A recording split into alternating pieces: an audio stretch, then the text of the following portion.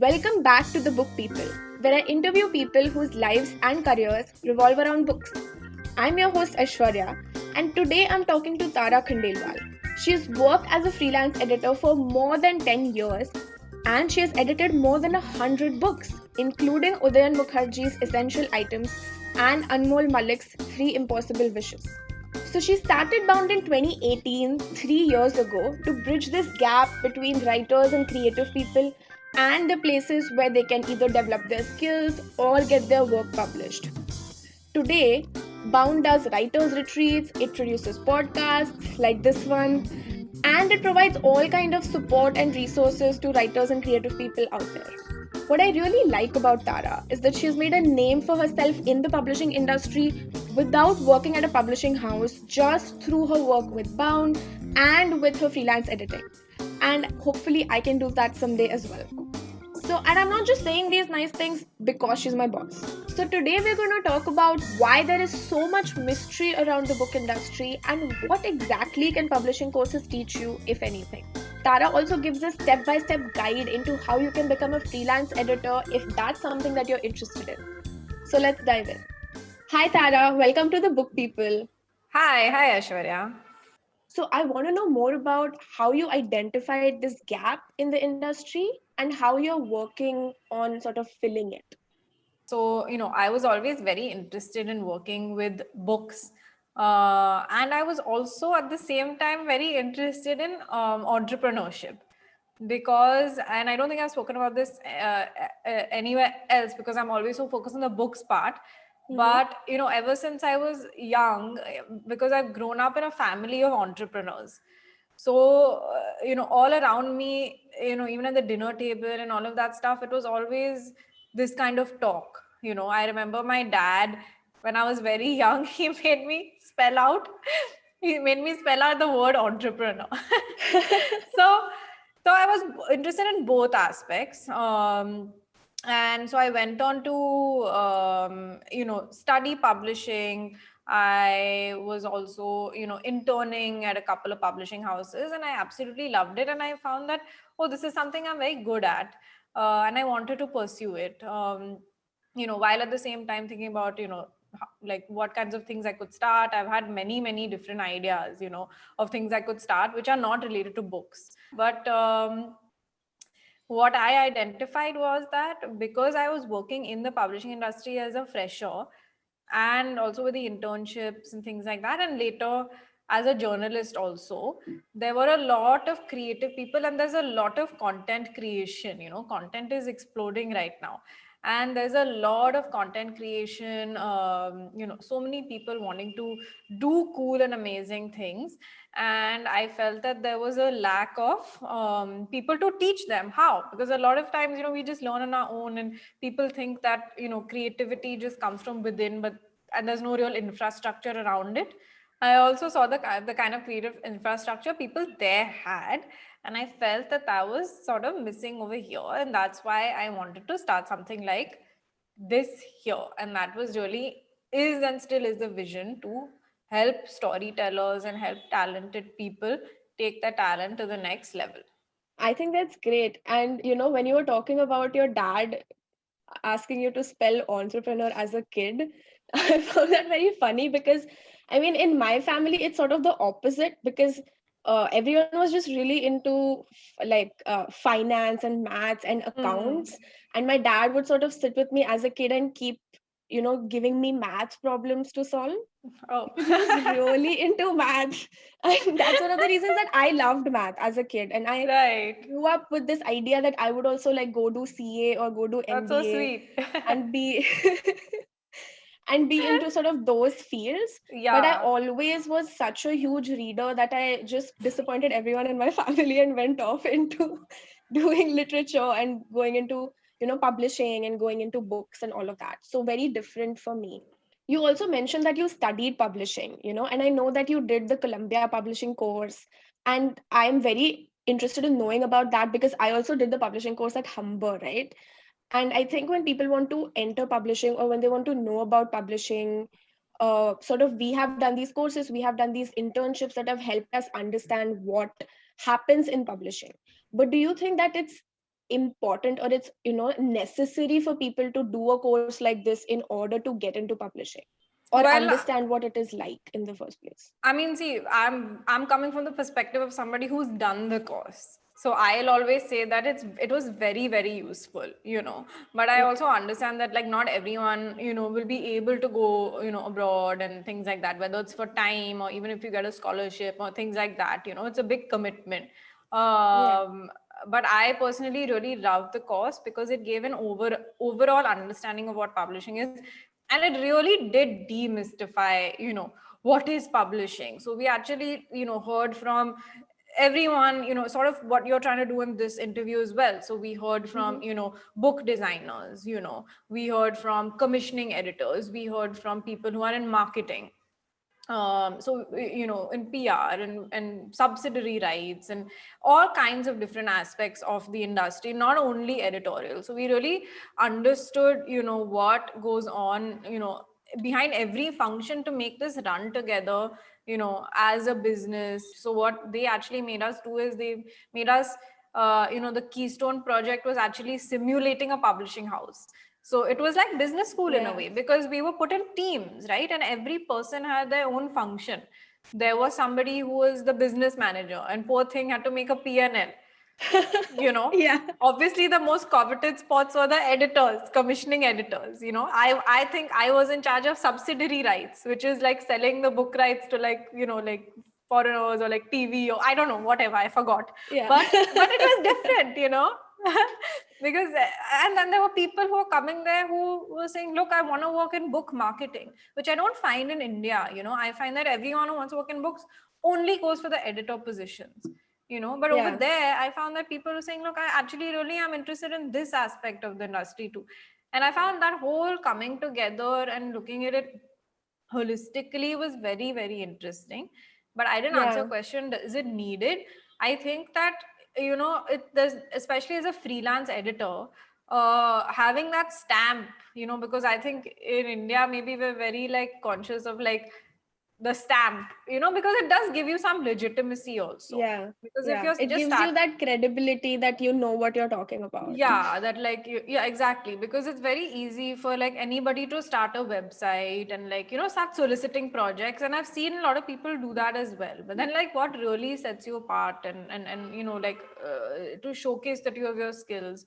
So that course I found was very helpful for that, and there are many other Yeah. courses in India also that one can avail of, because everything's opened up now, you know.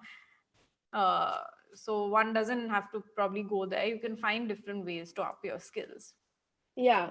No, I agree with you because we also had that Keystone project, and that was I think, one of the most fun things to ever do. What were And you? I was an editor. So Oh, I was the commissioning editor. So I got to oh, like pitch so these really cool and right, amazing books.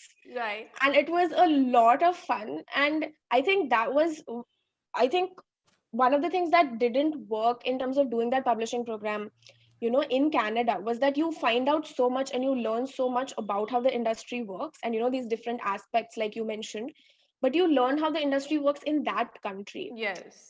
and then the challenge is to sort of then come to India and figure out how to apply. Like, you have all the knowledge, you have all the skills, but then there is very limited information about how the industry works in India specifically. Hmm. I think, if those kind of like really big legitimate publishing courses could emerge in India, I know that they've just started, but do you Hmm. think having those kind of publishing courses in India where, people learn so much in depth would be something that will help India's publishing industry to grow? Wow, that's a very difficult question. I don't know if it will help it to grow, because already I think that, you know, like the Indian publishing industry is very small and there's a limited number of spots available. So I think, you know, for every like seat they already have hundreds of applicants, but maybe it will help obviously in terms of skill building, because the better the editor is, the smarter, you know, the more trained, the better books that we as consumers will get to read, you know, and the more interesting voices, better edited books and all of that. I see that, I find there's no harm at all in providing, you know, somebody with a good education. But I also want to know why you went freelance, because obviously you went the traditional route in some sense, because you did the publishing course, you did the publishing internships, and you could have easily become an editor at a publishing house. Right, right. So why that decision? I mean, sometimes I do think that, oh, like, what if, like, I had already spent 10 years at a publishing house and things like that, you know. But that's not me, Firstly, like, I'll give you a very honest answer. They're all in Delhi. Okay, so I went and I did that. And I'm from Bombay, and maybe it sounds like very, like, superficial, but I just could not live in Delhi as a woman. In publishing, I have heard that it's very, firstly, the salaries are a little lower, and on top of that, it's very difficult to grow. The growth is very slow. So, like, by the time you hit like one Yeah. salary level to the next, or by the time you like get your promotion, it can be many, many years. I like the editing, I like the deep work, I love all of that stuff. But there's another part of me that's sort of, very restless. So that did not suit my personality, I think. So that's why I think I wanted to sort of go and go outside of the industry and sort of chart my own path. Yeah. So There's yeah. definitely a lot of freedom in doing that, right? Because you Right. get to decide your hours, you get to decide what kind of projects you take. And so there's a lot of flexibility, there's a lot of freedom. And I definitely understand that restlessness as well, because that it is true, right? Like publishing can be a sort of slow industry. And like we mentioned, there are just so many publishing houses that are out there. So there is a limited number of jobs. And so there's a limited number of positions that you can even grow into, Right. because most of them again are independent publishing houses where you have smaller teams of people, and so there Right. isn't sort of a lot of Movement. vertical growth. Yeah, there's not a lot of movement, there's not a lot of growth to go into. Right, right. But I would say that, like, in terms of the industry, like, I don't know exactly where Bound fits in the industry because it's adjacent and we're not producing books. I mean, we're producing content like these podcasts, we're producing sort of like workshops and like skill building. We're in another space that's adjacent to this industry. And that's not only catering to this industry, because we also, train script writers, we train, people who want to do graphic novels. So it's sort of like, I would say, like, we're more in like sort of the skill building or like education space that then caters into these creative industries. Yeah. But yeah, definitely, like, it's interesting because it is possible to work outside the industry and still sort of be connected to it. Definitely. Yeah, I think it's one of those spaces that is connecting multiple creative industries, which is, I Right. think, something what Siddharth Jain from the Story Inc. is also doing, right? Because it's again connecting publishing to sort of the movie, the film industry, Right, or right, the sort right. of web series industry. So again, building those connections, I think, helps like the publishing industry also stay relevant, keep growing, Definitely. adapt to the times. Definitely. But because you sort of mentioned all of these different projects and services that Bound is doing, like the podcast, whether it's your classes, it's your retreat. So, what exactly is your thought process behind starting each project? I started off the retreat very randomly because I saw that there was a gap in the market, all of those things that I've spoken about, skill building, all of these things. And I always wanted to go on a writer's retreat. And I thought it would be a great way Me to too. start. Yeah. And I thought it would be a great way to start this whole journey because it's like a great, like, big project that nobody had done before in India. And And there I would be a also, lot of writers interested in it, because a I lot of think writers, before because it was that, new. yeah, Exactly. yeah. I think before And that, the only retreat that existed was the University of East Anglia one, which happened in okay, Calcutta. So you had right, to right. apply, and then you had to fly all the way to Calcutta just for 2 weeks to be a part of that retreat, which Yeah. I know because I did that. So that, and then I wanted to like get, and I was very lucky to like get support from some authors who agreed to come as mentors because nobody knew what I was doing or who I was. So like, yeah, I mean, to them to trust me and like come on board and all of that, and I knew that like something like big like that would sort of like help with the brand and things like that, and then that's how I sort of expanded into other projects. it's just trial and error also, so we do a lot of online classes, right? Some of them work, some of them don't. Obviously we think through why each one will work and why they won't, but sometimes you don't get sign up, sometimes you get like it's oversubscribed. So it's a lot of trial and error and experimentation, as well. Even the podcast, that was another avenue through which we thought we could connect readers and writers to the famous, or their best-selling authors they really love. Yeah. And that was another like sort of experiment. So it's a lot of like experimentation, and things like that. So we spoke about freelance editing, right? And obviously having sort of a degree from a publishing program does give a lot of credibility. But beyond that, how were you able to, build your credibility? How were you able to build these relationships that you have with publishing Hmm. houses, with editors, with writers? So what advice would you like to give people who want to become freelance editors? I think it did help that I like actually worked like in these like big name publishers. Mm-hmm. And then I also like was lucky because I got a job as an editor, like a freelance editor for a literary agency, writer side, which is Nice. India's largest agency. I also keep telling people just keep a lookout, because these people they're on Twitter, they're on Instagram, they're on LinkedIn. Follow them, see when they're posting, see what are they looking for a freelance editor? Put your name in. If there's an article of like best freelance editors, apply to be on that article. So like that's the kind Yeah. of thing, that kind of stuff that I did. I was like, let me put my name everywhere that there's an aggregator for freelance editors. Let me be there. So I made a website, I did it, and I put it, and I just kept reaching out, and then more clients I got, the more I like put those books on the this on my website.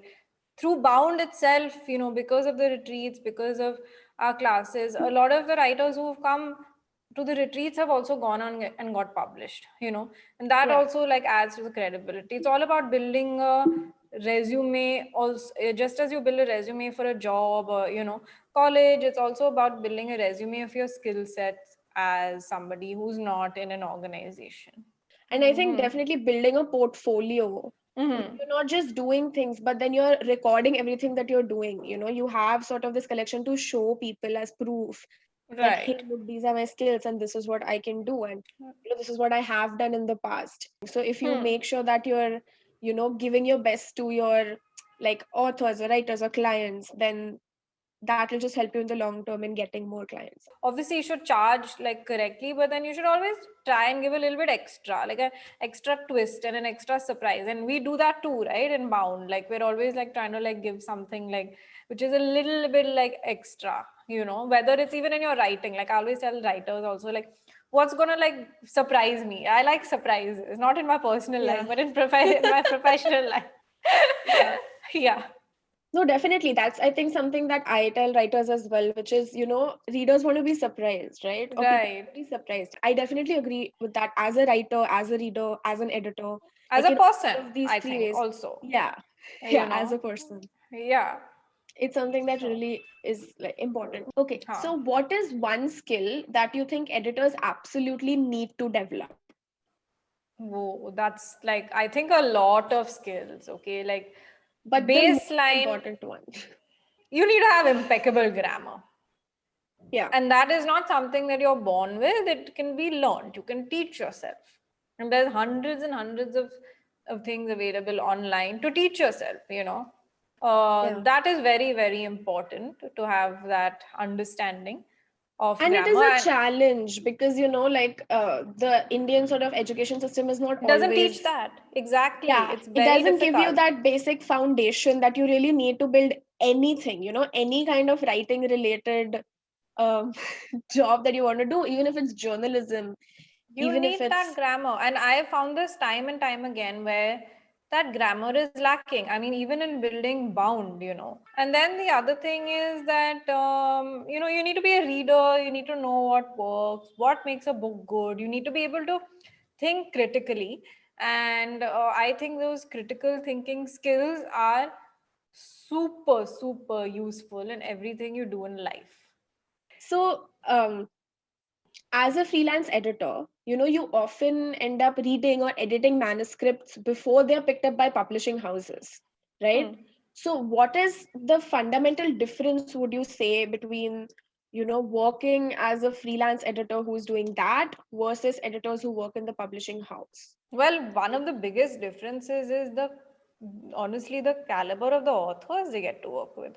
I mean, the editors in the publishing houses are getting to work with, Arundhati Roy and, Yeah. God knows who else, and like the best of the best, right? But the difference, I think, is like the discovery of new voices. And that is exciting if you're outside the industry, and especially what we do is bound, and like even me as a freelance editor. I think there's something very heartening about, like you said, discovering new writers, and also feeling like you are involved some way in polishing them. You're Yeah, involved in sort of definitely. their writing journey and involved in helping them sort of become even better writers, so that when they do get published and when they do get all their fame, not money because there's no money in publishing, but Yeah. when they do get that recognition, when they get published, when they get that fame, you feel like you've sort of played a role in that, Yes, and you've made definitely. a difference in some way. I think that can be a lot of, like that can feel really, really great Yeah, yeah, as an editor. But definitely. I also want to ask you then, what makes a good proposal or a pitch? Because you do help writers who are trying to pitch their books to publishing houses so that they get published. Hmm. What makes a good proposal? We already spoke about grammar. So, Yes. grammar and formatting, but I think, really cutting out the essence of the book. So, it's sort of like a marketing pitch.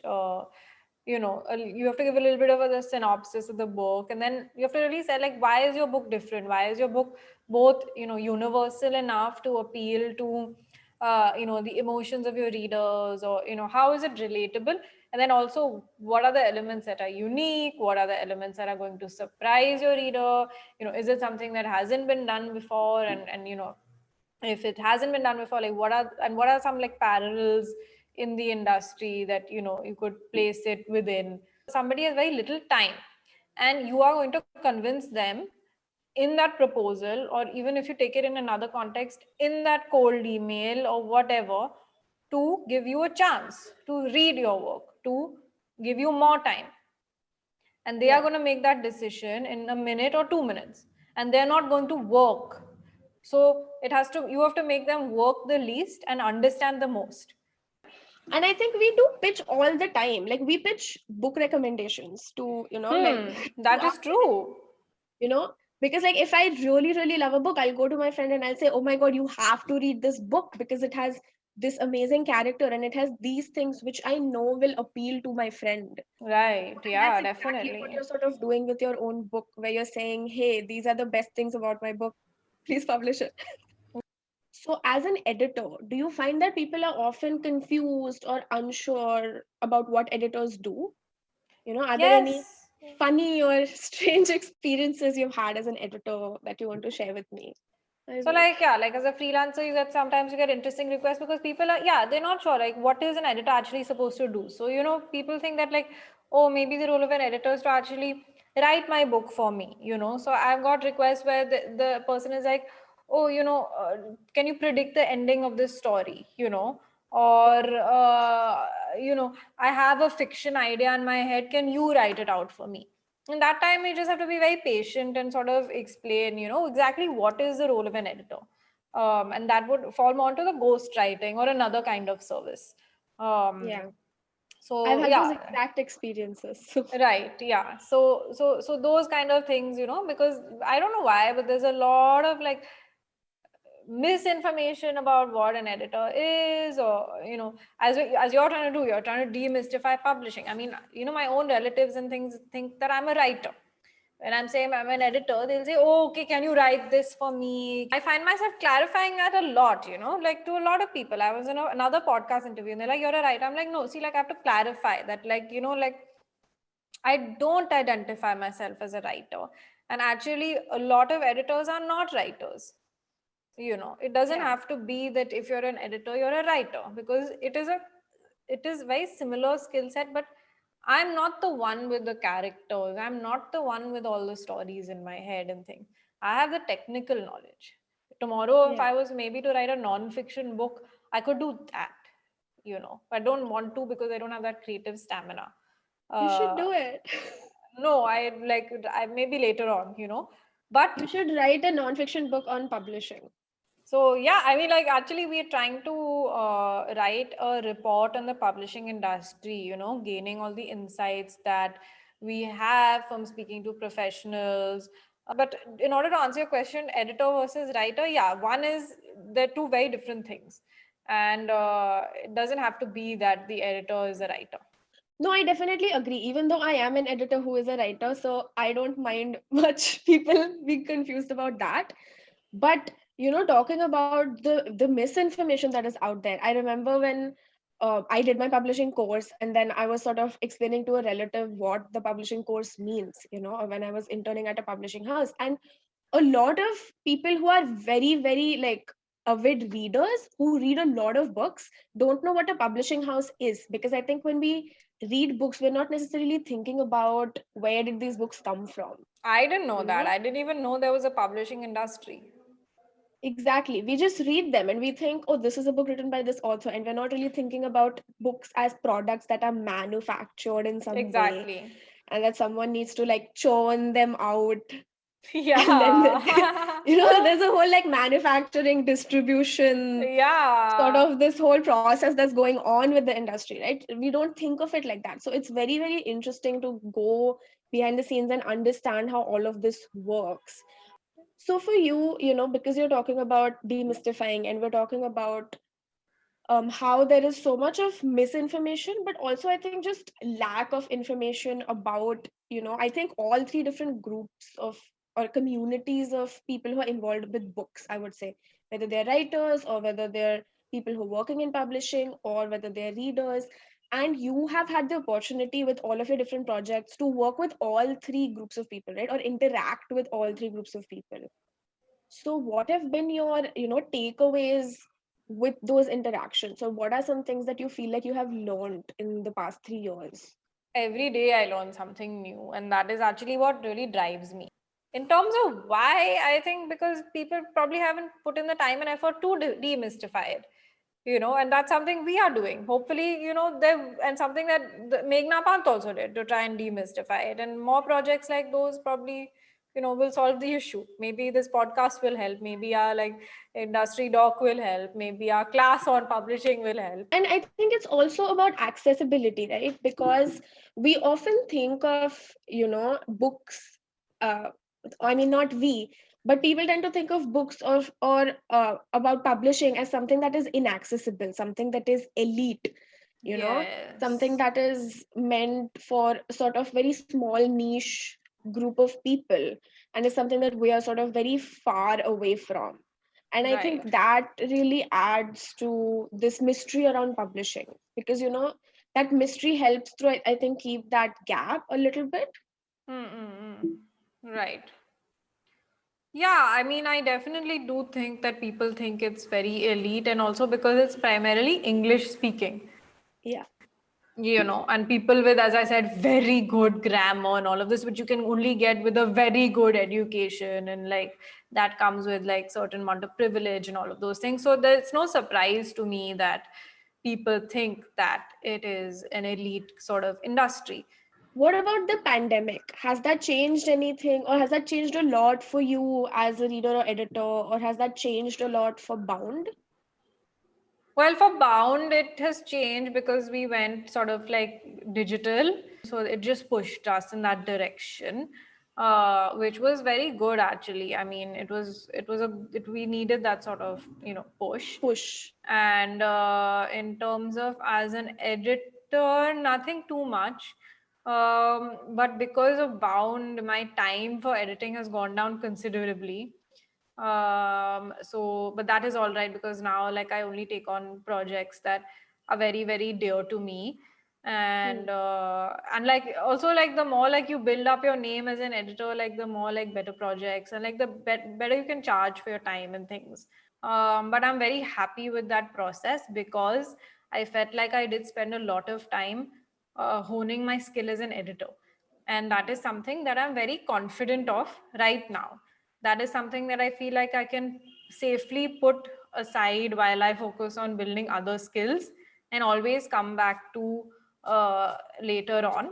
And I'm very interested in like always like it's very bad. I can't be a jack of all trades, but this is one thing that I really do feel in editing. I really do feel like I'm very confident of that skill because I That's have great. practiced it. Yeah.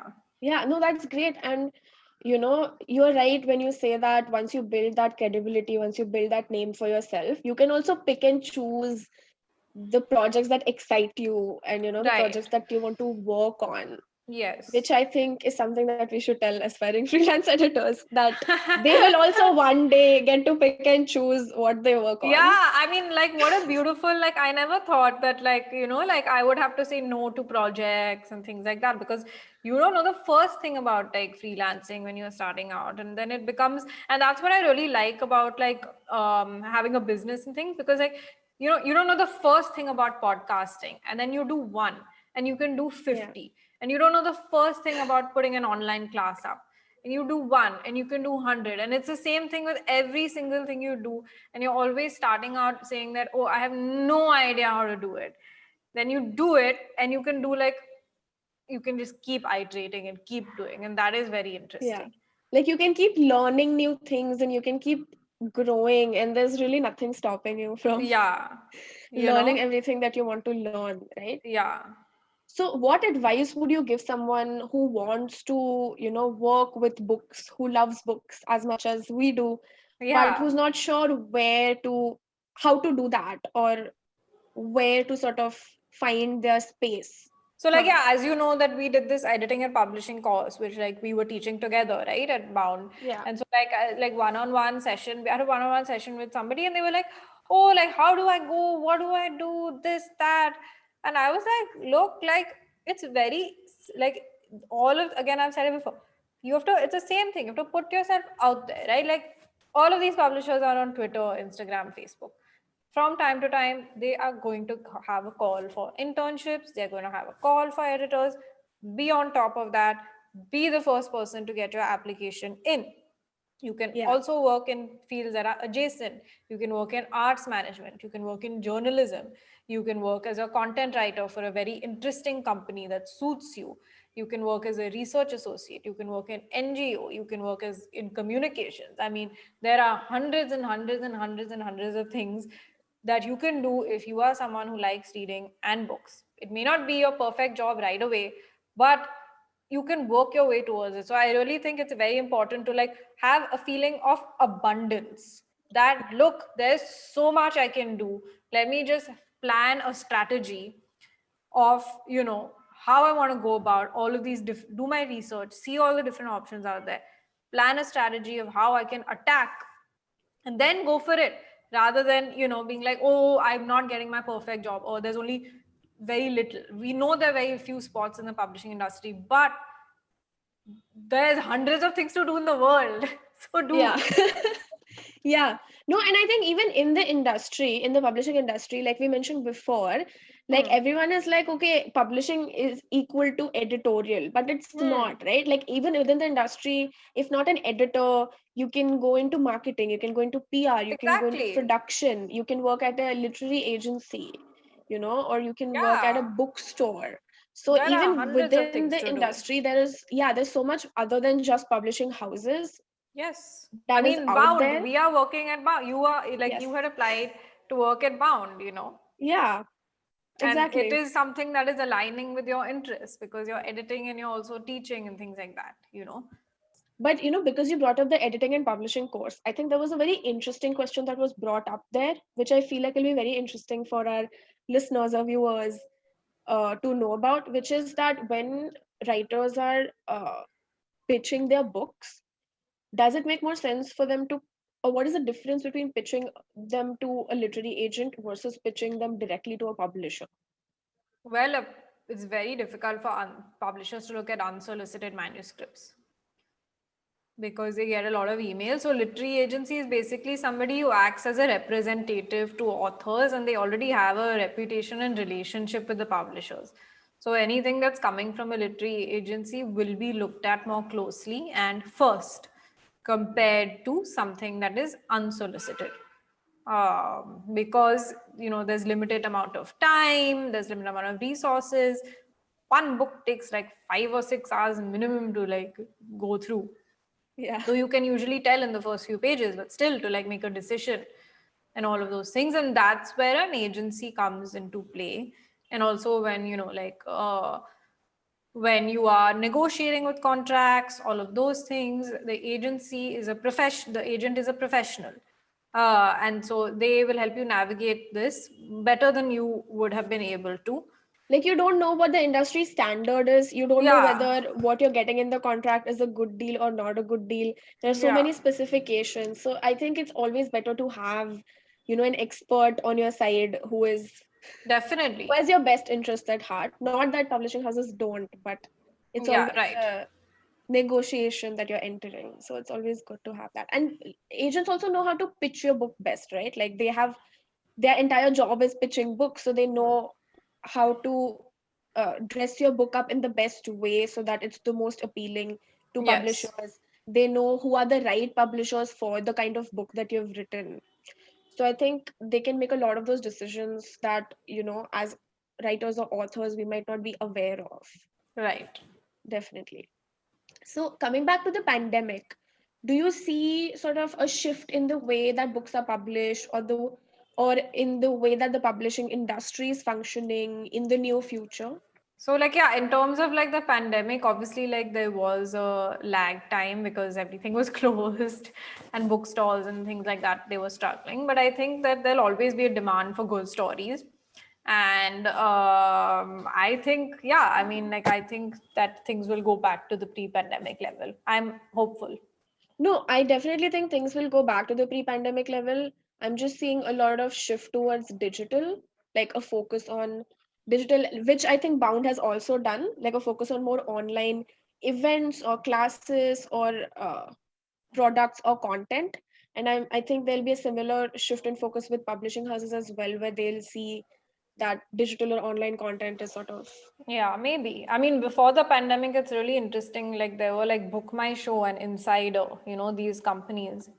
They were doing so well. I mean, like, even I was like on them every weekend. I have a friend who works at Book My Show, and I mean, they had to fire like hundreds of employees, and like that whole model, went to moot. But it was like booming the events industry. So Yeah. I really don't know, like, because I feel like after the pandemic, people will want to go back to the way things were. Yeah, people will want to step out of their house. I think Yeah. obviously already there is this like Insta live and Zoom fatigue. Yes. No one wants to attend online events anymore. So I think the moment things, I mean, they slowly are, but the moment they really go back to normal, everyone's just going to rush out of their Yeah. houses But that in the being said, yeah. fanciest of clothes to attend events. Yeah, but that being said, like it has normalized the concept of online classes. And it was actually interesting because before the pandemic, we were thinking of launching the online classes part of, Bound. And that time, we were anyway doing offline workshops, and that time we were wondering, would people really like sign up? Because it was not a done thing, at that time. Now I think it's totally like normalized, and like after the pandemic also we will continue to like be online. So that is interesting. Yeah. Yeah. And I think, speaking in terms of Bound, like from my own experience, I think it's also opened Bound up to a more pan India community or audience than just Exactly. Mumbai to some Exactly. extent, because of the Definitely. online nature of the classes. So I think, Right. again, speaking to accessibility, speaking to, like you said, publishing houses, most of publishing is all in Delhi, and and Bound, or like there are some, there are these pockets. There's Delhi, there's Mumbai, there's Bangalore, there's Calcutta, because of like Calcutta being very, very literary. But beyond that, or even Pune to some extent, but beyond that, there's this really gap of, any kind of literary organizations out there to provide those kind of services, right? Or like any kind of service. So I think Yeah. online, everyone going online is also sort of bridging that a little bit, Definitely. hopefully. Definitely. in the No, future. I really do agree. And it's funny when you said, like, like just made me think of when I was like thinking about, coming back from Delhi and all of that stuff. I was like, oh, my dream life would be if a publishing house was in Bombay. you know, Yeah. maybe a I Bound mean, wouldn't have same. happened. That would be my dream life as Yeah, well. yeah, maybe Bound wouldn't have happened. I would just like, I don't know. No, probably not, because I think I would have like probably started it anyway. I like to think, but yeah, I mean, it's just fun to. It's a thought experiment. Yeah. Okay, so what does the future of Bound look like? What is next for you and for Bound? I think probably like increasing our offerings. So like increasing the kind of classes we do, more targeted classes to like the right audiences, more content like this. So, as I mentioned, we are releasing the publishing document, Yes. which will give an insight for our readers and writers about the publishing industry.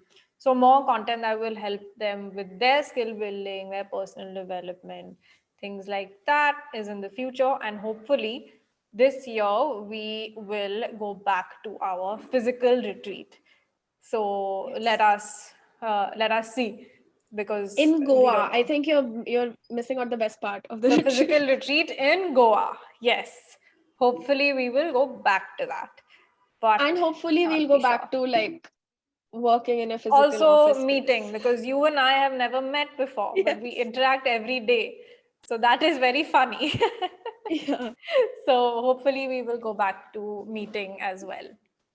Yes. Yeah. Okay, so finally, I just have like a few fun rapid fire type questions. One change or innovation in publishing that you're excited about. I think audiobooks is interesting. The whole move towards audio is quite interesting. I think Juggernaut had also like released its book as like one of its books as like 12 series like crime podcast, which was also very interesting. Yeah, I think podcasts and audiobooks in general, the whole audio The thing audio, definitely yeah, that, very yeah. interesting. What is the best and worst part of being an editor? I don't think there's a worst part. Best Okay, part is like working on if when you see a manuscript and you know you're going to love this book, that is the best part. nice. Okay, what are you reading right now? Right now, we are interviewing Moni Mosin for our podcast, Books and For the Beyond. So Books I and am Beyond reading podcast. her new book. Okay, great. All right. Well, thank you, Tara, for coming on this podcast. This has been really, really great. Thank you so much. And thanks for the amazing questions. Really enjoyed it. So that was Tara Khandelwal talking about how good grammar is the foundation for anything to do with writing. I definitely relate to her because I also love constantly challenging myself to get out of the comfort zone and to learn new things like podcasting. But what is a new thing you learned recently? DM us or tell us in the comments. I would love to know all of your answers. This series is brought to you by Bound, a company that helps you tell your stories.